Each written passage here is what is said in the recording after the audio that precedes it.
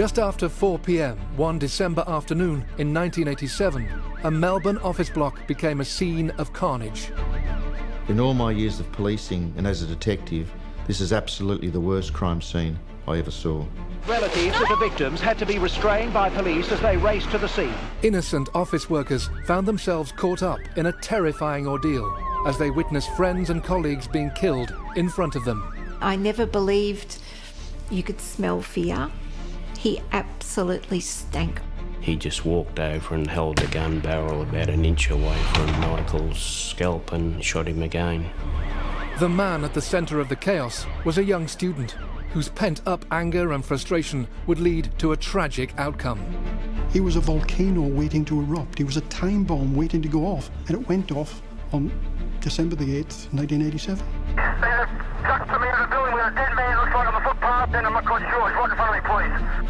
The cold-blooded massacre that took place in Queen Street in central Melbourne was a crime that shook Australia.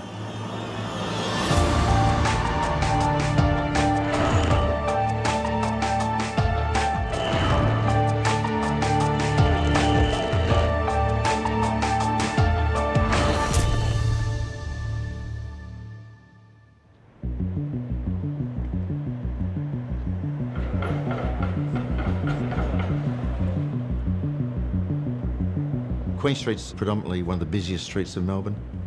So you got hustle bustle day and night from really 8 a.m. until 8 p.m, people moving about.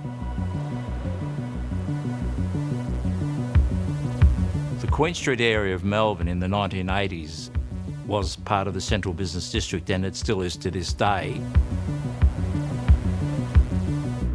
Very commercial, lots of national businesses have their headquarters there, lots of restaurants, coffee shops to feed the office workers.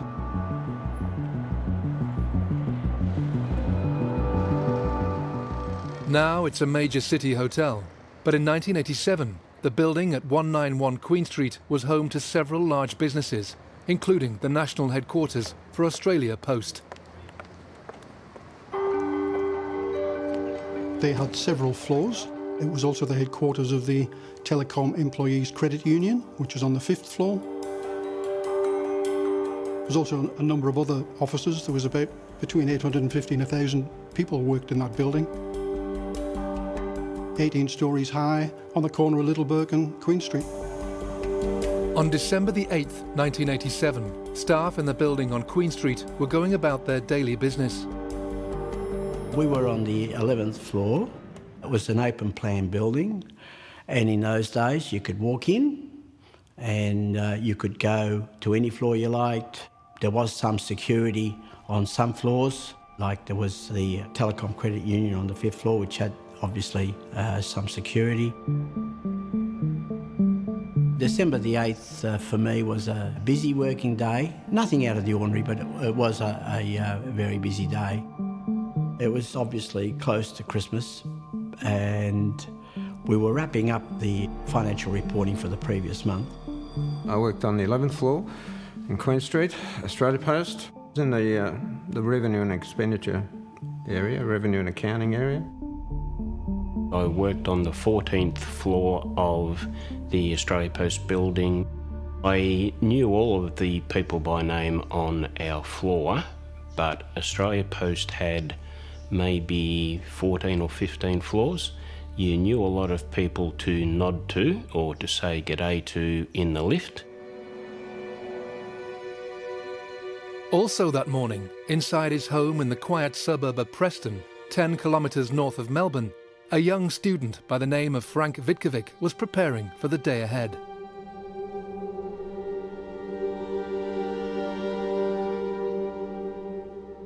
Frank Vitkovic was 22 years old, single, lived at home with his mum and dad. His father came from Yugoslavia, his mum was Italian. They both emigrated to Melbourne in the 60s, had 2 children. Lily, Frank's older sister, she was about 3 years older than him. He still lived at home at the time. Frank Vitkovic was a good guy, as I knew him. He was pretty intense. He kept to himself a lot. He was intense and he loved his tennis. He was passionate about his tennis. The young Frank Vitkovic had a troubled childhood and was often bullied at school. He needed to go to the toilet when I was at church mass one day, and the teacher wouldn't let him. And he wet his pants, basically, and was then had to go back to the classroom and was told to sit elsewhere because, you know, he was obviously a bit smelly. And his classmates, boys being boys, embarrassed him and talked about that and laughed at him. He then talks about shortly after that incident, he was actually naked in the changing rooms after sport when one of the boys noticed that his penis was different to the others. In Australia, it's quite common for boys to be circumcised. Vitkovic wasn't, which meant that his penis was different to theirs. This sense of being different would come to characterise his early life. Frank Vitkovic was very isolated and depressed, and I think he spent a lot of time ruminating about these things, about things that people had said or done or treated him badly and so on. And as he ruminated, as he went over and over these things in his mind, they took on bigger and bigger and bigger proportions until they led to this obsessional need for revenge. However, this anger and bitterness didn't hamper his studies, and he gained a place at the prestigious Melbourne University Law School. Soon, though, Vitkovic's education began to be affected by a sense that he was being marginalised by society. While I was at university, he had to prepare an essay, and his lecturer, when he read that essay, became very concerned about Vitkovic's state of mind, in that it was completely bizarre and off-topic, including at one stage he talked about how vital it was that all civil libertarians should be shot dead. That lecturer then told the counsellor at the university, and two appointments were made in December 86, sort of 12 months before the actual incident. And he had quite long conversations with that counsellor where he talked about he'd had suicidal thoughts. I think Frank Vitkovic had built up a hostility towards the world in general. He felt the world in general had given him a raw deal and was treating him badly. So it wasn't simply about revenge against one person or a small group of individuals. He really wanted to get his own back on the world that he saw as having treated him so badly. Good morning. It looks like been a good day too, particularly weather-wise. Some sunny periods, dry, mild, around about 21 degrees, and weather like that for the next couple of days, even into the mid-20s by the start of the weekend. On the morning of December 8, 1987, Frank Vitkovic woke and prepared for what he called his mission. He got a bag out, he put a change of clothing in there, he put binoculars in there, he put a knife in there, he put a sawn-off M1 carbine automatic rifle in there, and at least 200, possibly 300 rounds of ammunition. Made a final entry in the diary that he had been keeping for a number of years. And the final entry was basically, today's the day I'm going to do it, and headed off on a tram to Melbourne University, where he went straight to see Mary Cook, who was a woman who worked at the reception area, who he'd become friendly with during his time there as a student. He went to the counter. She was concerned about his state. He was not looking as smart as he normally was, and she said, "Anything wrong?" And he said, "Yes, I've failed 3 subjects and I've deferred for a year." And she said, "Oh, you know, is there anything I can do to help? I can get you to see a counsellor if you like." Frank turned to her and said, "I'm sorry, I can't. I've got a job to do at the post office." A few hours later, Vitkovic and 8 others would be dead, and the city of Melbourne would be changed forever. On the 8th of December 1987, a young man boarded a tram in suburban Preston and headed into Melbourne. His name was Frank Vitkovic, and within just a few hours, he and 8 innocent people would be dead. One of the last things Vitkovic did before leaving home that morning was to make a final entry into his diary, where, in plain, simple language, he told the world what he was about to do. He talked about his troubled mind, about how he couldn't help himself, that he knew one day he was going to do something really violent and that he was going to kill people. It was a gradual build-up. He was a volcano waiting to erupt. He was a time bomb waiting to go off.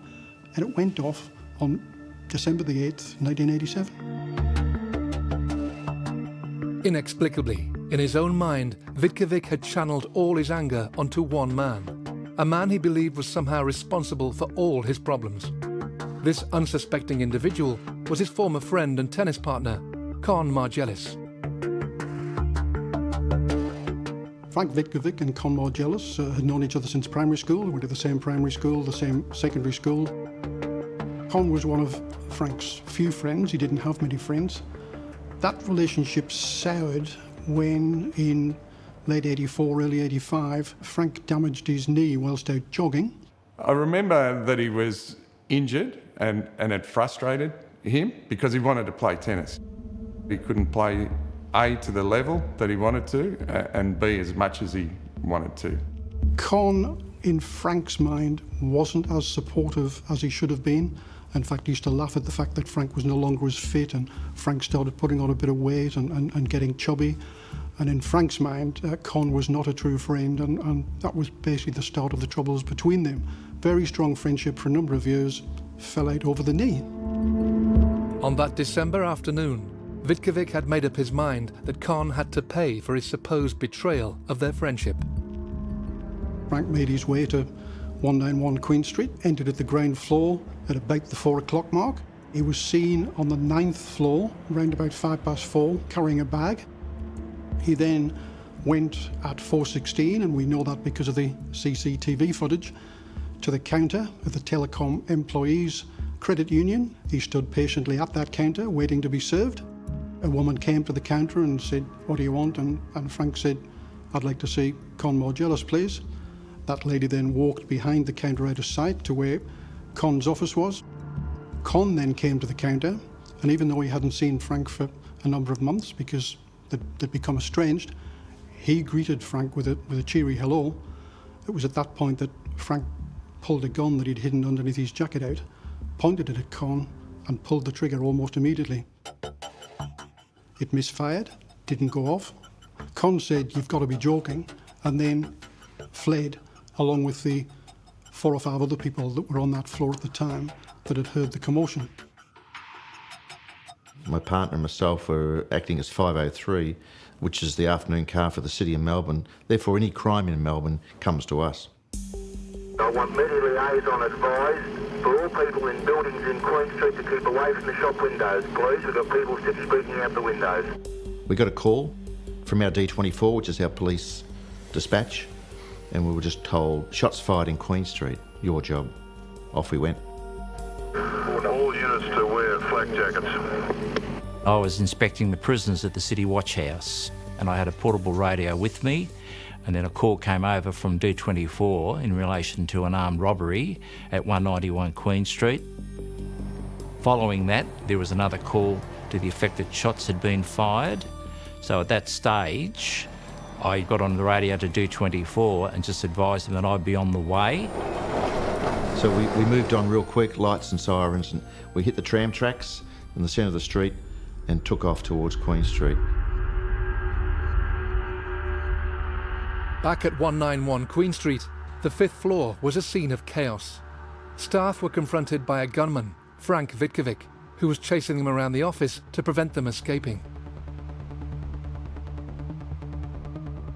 Frank then lifts the gun up, fires it at Con as Con is fleeing away, misses Con, and hits 19-year-old Judy Morris, who was standing in between where Frank was and where Con was fleeing.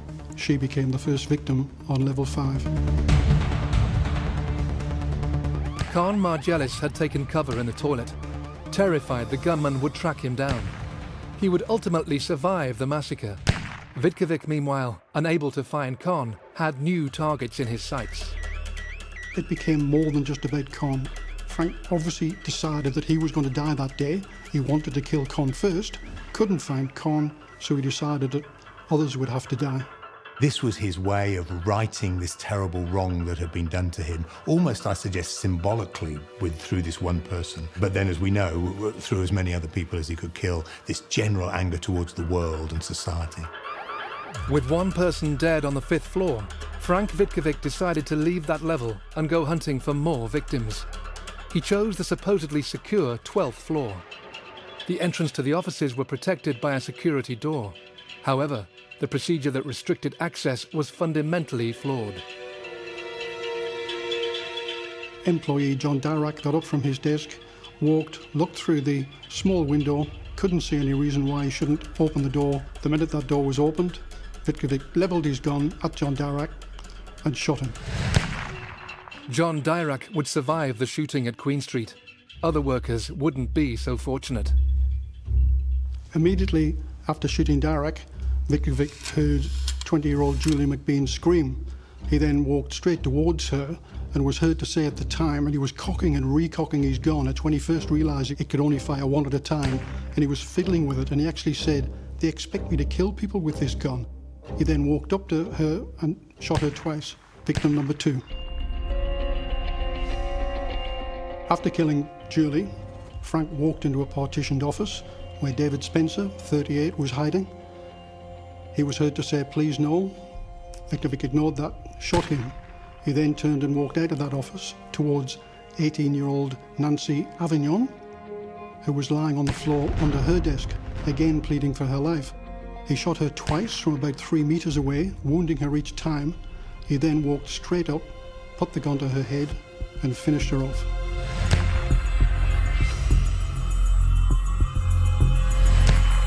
With the death toll now at 4, police were beginning to assemble outside on Queen Street. We were the first to arrive at the scene, first detectives, and there's a couple of uniforms just getting out of cars. And what we saw was cars were blocked in the street, and there was shots fired from high above in a glass tower.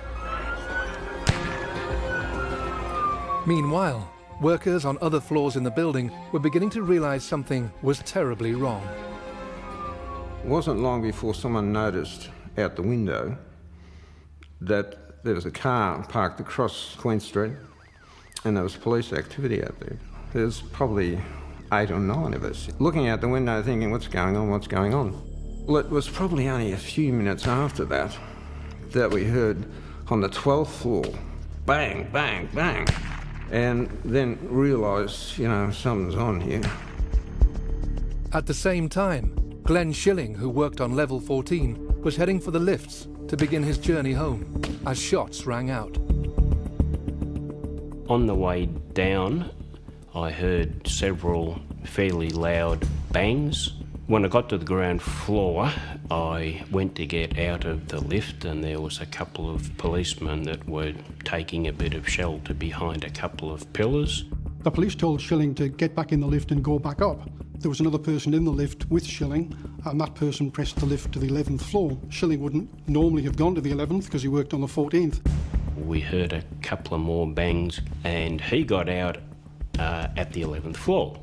And I thought, what I'll do is that I'll get out on the 11th floor so that I could have a look out the window to see if I could see what was going on. There were several police cars with police officers sheltering behind the cars, just like you would see on television or in the movies. After shooting Nancy on level 12, Frank made his way down to level 11 by the fire escape. A colleague came running and said, you better hide because he's coming to this floor. Some people ran with him, and I think they went into the computer room. Some people hid under desks. The noises got louder, and then I heard firearm discharge. As he walked in through the swinging doors onto level 11, Michael Maguire, 38, married with 3 kids, spotted him, obviously scared, ran into an office. Michael Maguire had run into the very office where Glenn Schilling was observing the mounting chaos on the street below. It was then that I had the oh shit moment where I thought, now I know what's going on. The gunman came running up the aisles, and all the time he was discharging the firearm. It sounded automatic, but sometimes it would stall, and then he would swear and say, you know, you're all going to die. Where's the police? Why aren't they here? I'm going to kill you all that sort of stuff.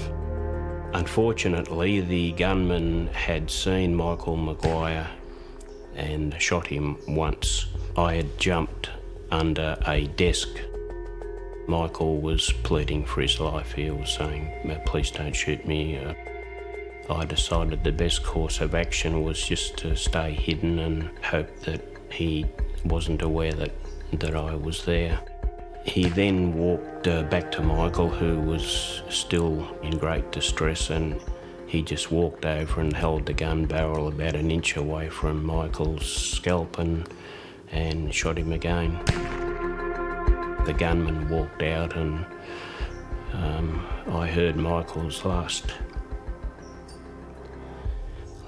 couple of breaths, and then he was silent. 5 people now lay dead in the building, with several more severely wounded and in desperate need of medical attention. With police still outside, the death toll was set to rise again.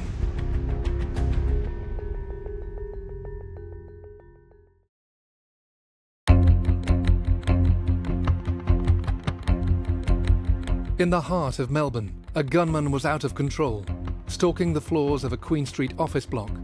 By now, 5 people had been killed and many more injured. The shooting had only been going on for a matter of minutes, but already police were surrounding the building.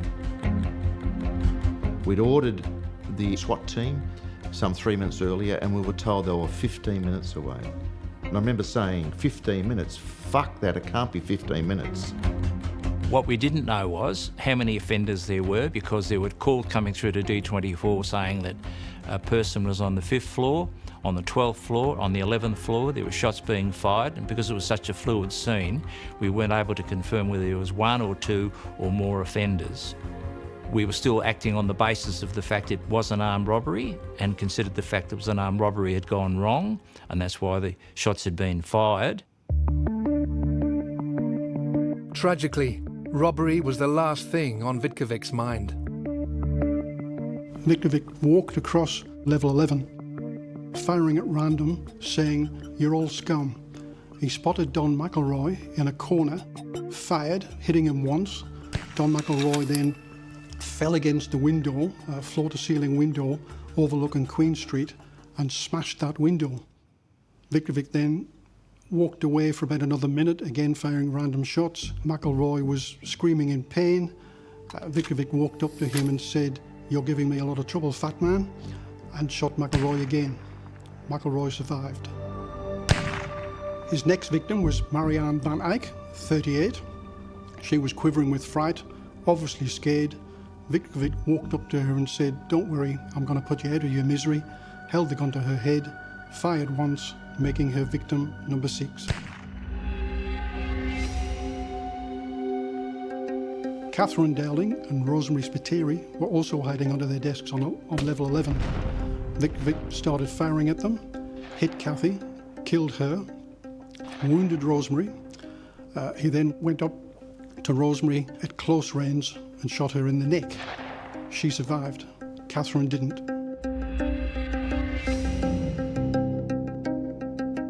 At this point, Vitkovic spotted Frank Comedy. Well, I was looking for an opportunity. I was praying to God to give me that opportunity. It just sort of happened. Like he said, this gun is jamming, so I thought, this is it, go for it, man. I didn't pre-think it or anything. I'm no hero. It's just a matter of survival. That's what it was, survival. Frank went for him, and I don't think he was able to get on top of him, so the gunman shrugged him off and actually shot him. I felt this burning sensation go through me, It didn't sort of super hurt, but it was just a burning sensation. After wounding Comedy, Vitkovic walked over to Rod Brown, shot him dead. Rod Brown became victim number 8.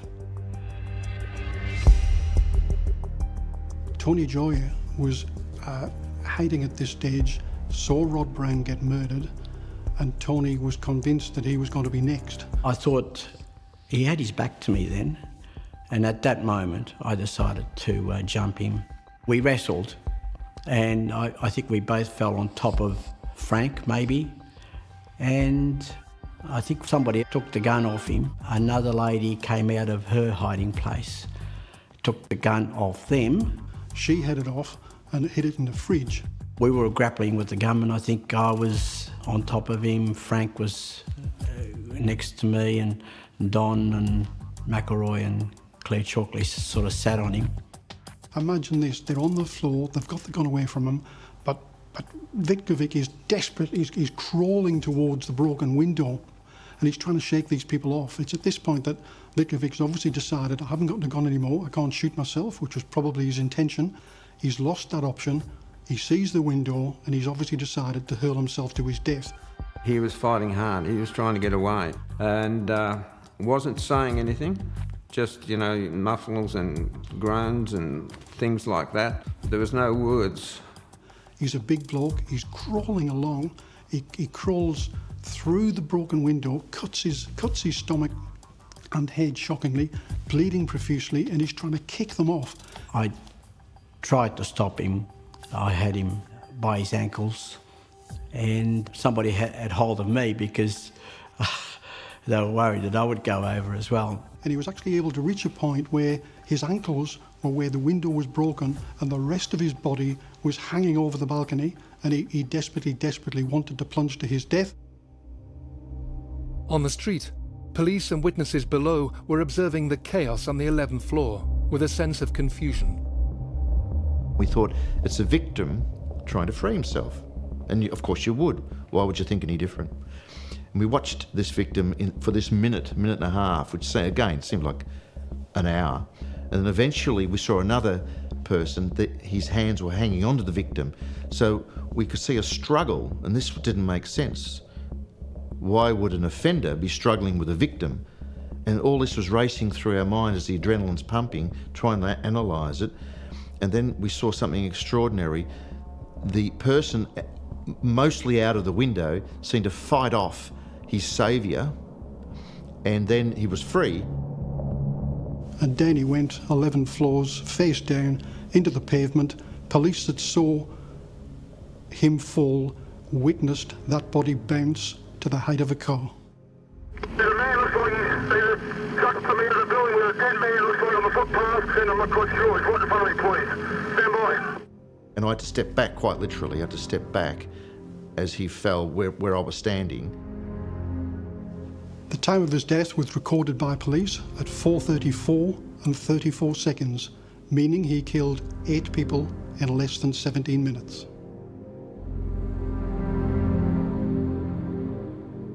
Police on the ground had little time to reflect on this horrific scene. They had to work out who this person, who had fallen to their death just metres from them, actually was. Was it a hostage or the gunman? Something fell out of his pockets in this impact, and it was a magazine, and it was for a high-powered weapon, and the bullets, the rounds, fell out of the magazine and just rolled away in the sunlight, just rolled away. I kept yelling to myself internally, think it through, work it out. Why have you got somebody here with a magazine and rounds, bullets just fell out of that? It has to be an offender.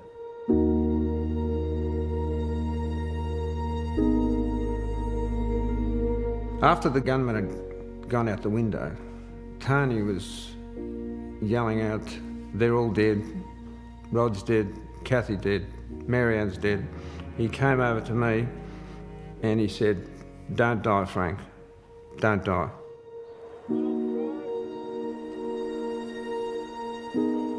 So we charged in, all the detectives and the uniforms charged in. As soon as we pressed the lift button, the lift opened and there was these crazy victims in there, blood-stained, hair raised, eyes were sort of almost electrified, screaming and coming at us, and they saw us with guns and they balked and yelled and screamed because all they knew was guns, and you couldn't help but understand later on that they probably thought we were offenders with guns. Immediately news of the massacre was broadcast, anxious relatives went to the inner city building. Some didn't hold back emotions when loved ones emerged unharmed. Others simply couldn't control their anger. At that point, I was finding it hard to breathe. I knew there was a lot of blood coming out of me. It was dripping down over my face and my breathing was going. So I knew I'd been hit in the back. So it was just then a matter of waiting. We could hear the police helicopter buzzing around outside. And it wasn't that long before they came in. The ambulance followed, and the ambulance guy sort of put his hand on my shoulder and said, "You'll be all right, mate, you'll be okay." They cut me tie off, and there's another stupid thing to think of. I thought, that's my best time, it's Christian Dior. Once the lift doors were open and I stepped into this crime scene, it was no doubt the worst I'd ever seen. And I don't think that's an overstatement at all. I remember a woman saying, "He's over there, he's over there." And she was pointing towards the window. So I moved closer and closer to the window. It's a big office building. And then eventually I got to one particular victim and I was yelling, "Where's the offender?" And he said, "He's out there, he's gone out the window, he's gone out the window, singular." And then I confirmed it. How many were there? Just one. Are you sure there's only one? Just one. What did he have? A gun. What sort of a gun? And they said, "It's in the fridge, it's in the fridge." What? The gun's in the fridge. None of this was making sense. Then I turned to the tea room and you could see a big upright refrigerator. So we opened the fridge and there is the assault weapon, the rifle. This is a city, a society that's never experienced this sort of thing before. And I just stop and think, what more can we do? Young people, 18, 19, 20, just starting out their working life, just shot down like that. I mean, what do you do? The obvious question to be asked after the massacre was, how did he get that gun? How was he able to have a semi-automatic rifle that was, had it been operating properly, could have fired off 30 shots in a matter of seconds? The truth is, there were no revelations. He was perfectly entitled to it. He was a 22-year-old bloke with no prior history. He applied in the normal way to the licence registry. He presented all the documents. He then went and legitimately bought an M1 carbine semi-automatic capable of firing 30 shots in a matter of seconds, quite legitimately, put a deposit down, went back a week later and bought the gun. With the immediate danger over, the police's job changed from hostage rescue to detection. Their key task was to identify who the gunman was and why he decided to carry out the atrocity.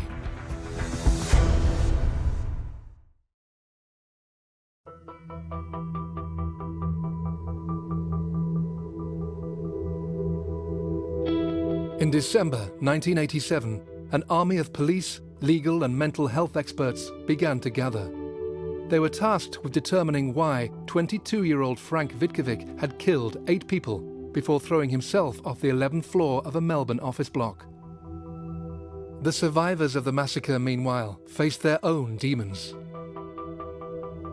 I just kind of couldn't come to grips with the fact that it had happened and that it was something that I could immediately talk about, and at that stage I had no idea what was going to happen next. I don't think I believed he was coming home until he walked in the door. When he walked in the door, he didn't look like Glenn. He stank.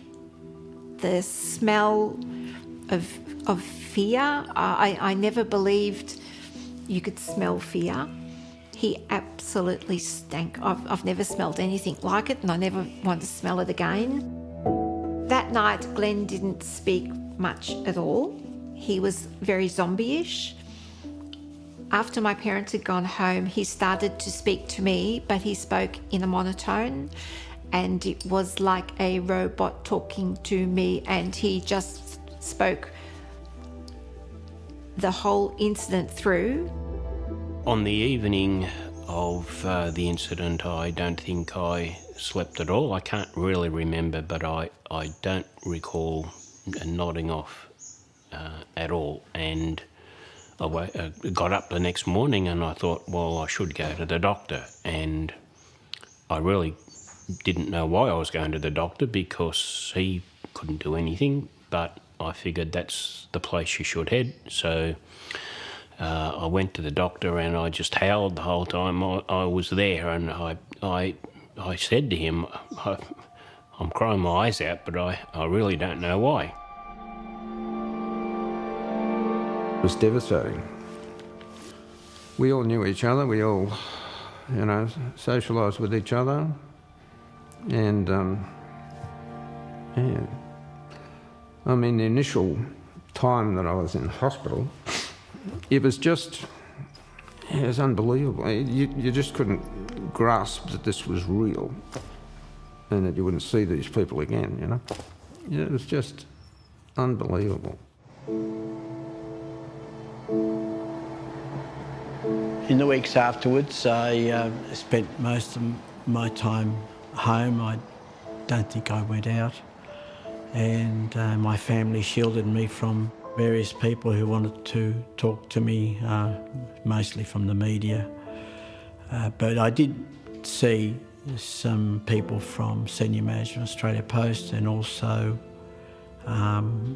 some psychologists.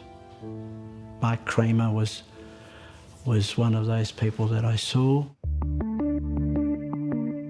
In this kind of incident, some of the most difficult things that people have to confront are being very close to the death and suffering of others and seeing somebody else, in this case, being shot or killed, and often in a prolonged and somewhat sadistic kind of way. So that's very difficult. And another part that's extremely difficult is where there's a moral complexity in terms of one's behaviour. How do I decide what to do in this situation? And the kind of factors that determine whether you perhaps try and run away, or whether you try and fight the assailant, or whether you hide. These are very, very difficult decisions to make in that moment, and often afterwards can lead to a whole series of problems. In this case, we had a group of people in a city office block. The last thing they could possibly ever conceive of happening was a gunman coming into their workplace, a safe environment, and killing them, their colleagues and friends. Detectives investigating the shooting were beginning to realise that the situation that developed on Queen Street could actually have been far worse. Because of the amount of ammunition that Vitkovic had with him, it could have been much worse because of the fact it was in a confined space. But to a degree, what reduced the number of victims was the fact that the alterations Vitkovic had made to the firearm actually made it work as a single shot more so than an automatic. But had he not done that and had the spring on the trigger mechanism or the bolt actually work smoothly, he would have been able to injure or kill a lot more people. Despite being a semi-automatic, Vitkovic's gun was faulty, meaning he had to load each bullet manually, something he struggled to do. Many witnesses told of him constantly fiddling with the weapon as he prowled the floors of the building. Nevertheless, he still managed to fire over 40 rounds during the killing spree. Not only did he not have a weapon that wasn't operating properly, but he wasn't familiar with it either, and he wasn't even doing it as a single shot, so it became a single shot instead of a repeat semi-automatic. Once he'd failed to get Con, he was obviously not going to stop until somebody stopped him, either the police, which was probably his intention. He would have just kept shooting people, Heaven knows how many more there would have been had that gun operated correctly. Desperate to uncover the gunman's motivations, police visited Vitkovic's home in Preston. They went to quite extraordinary lengths, literally throwing evidence out of one of the windows. They then said, is it okay if we search Frank's room? And they got permission to do so. Didn't have a search warrant. Very quickly they found Frank's very extensive, many-page diary. This was a vital piece of evidence. It goes to the heart of why he did it. The diaries were classic diaries. They were writings of a person, but these writings were dark. These writings probably were a great indication of what was to come. It was basically his mission spelled out in this diary. They then overheard that the family were a bit concerned that maybe they shouldn't have let them in there without a search warrant, and they actually picked up the phone and they were starting to ring the family lawyer. They put the diary and some other items in 2 plastic bags, threw the bags out of Vitkovic's bedroom window, then went and had a bit more chat to the family and then left, and came back later and went round the side of the house, got those bags and took them. And gee, whilst I'm not condoning police breaking the law, because they did steal that diary, they fetched up to the coroner, told the coroner what he'd done. The coroner was a bit upset but took no further action because the coroner was convinced, like them, that this really was a vital piece of evidence. It's very clear from the diaries that Frank Vitkovic was a very disturbed young man. He had a chronic knee injury and was very isolated, so he wasn't able to partake in the activities he used to. He became very depressed, a kind of agitated depression, and he started to ruminate excessively about things that had happened to him and the way the world had treated him and the way individuals had treated him.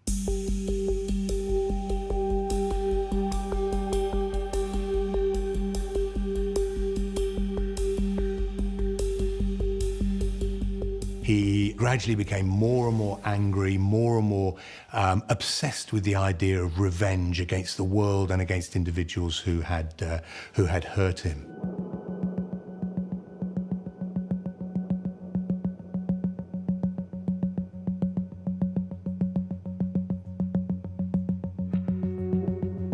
The diary was incredibly important because it was basically what he intended to do, how he intended to do it, and what drove him to do it. Had they not had that diary, it would have been a mystery. People today would be saying, what drove him to that? We now know what drove him to it because of that diary.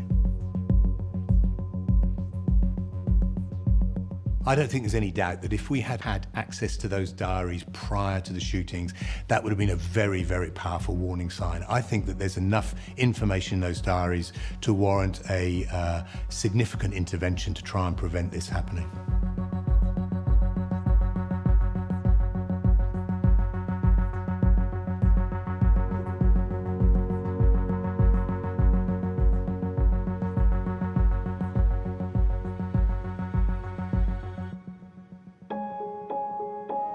With the questions over the killer's motivations seemingly answered, the inquest that followed the massacre shone an uncomfortable light on the actions of the police that day, with claims that they waited too long before entering the building.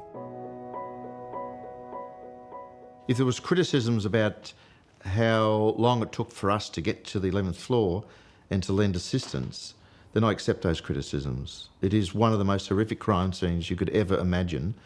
And the most important thing for me as the first detective on the scene was to assess everything and get information back to our control room, and that will then get the appropriate resources running towards that crime scene, driving towards that crime scene. And if I'm criticised for that, I'll take the criticism.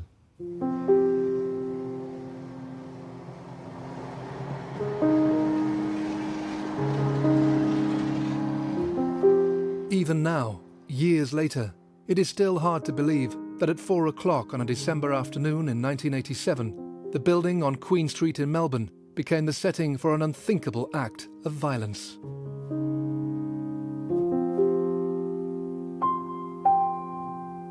What happened on December the 8th, 1987 certainly changed my life and my family's life forever.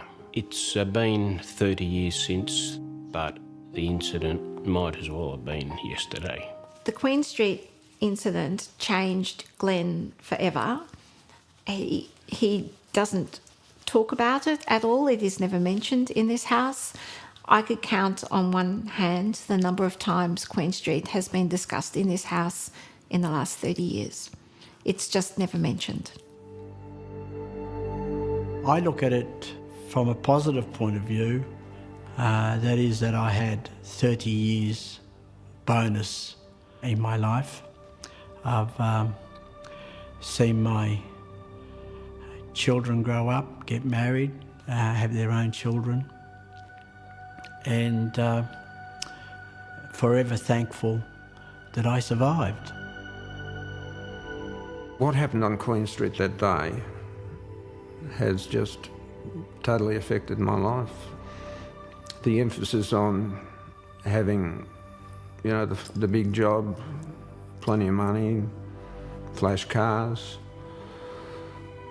that was sort of put in the background, and the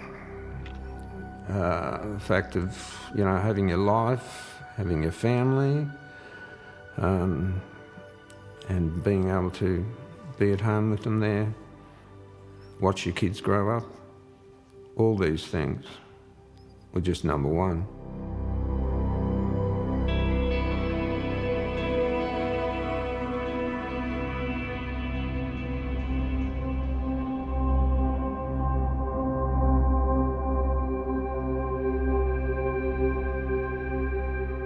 the reaction from Victorians following the Queen Street Massacre was one of just shock, in that it must be remembered that there hadn't been a mass shooting for decades, almost as far back as anybody can remember, and yet within the space of a few short months, you had Julian Knight, a failed army Duntroon student who went crazy in Hoddle Street and, shot dead 7 people. 4 months later, you've got Vitkovic doing the same and killing 8 people, and people were thinking, is this the new norm? Is this what life in Melbourne is going to be like from now on? And remember, this is before terror incidents were the norm.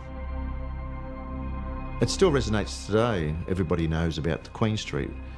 We don't have to mention that it was Australia Post or it was a bank building. The fact it was Queen Street conjures up all sorts of horrible memories. 30 years later, it's still one of the worst crimes Melbourne's ever suffered. And I would put it up there with probably one of the worst in Australia.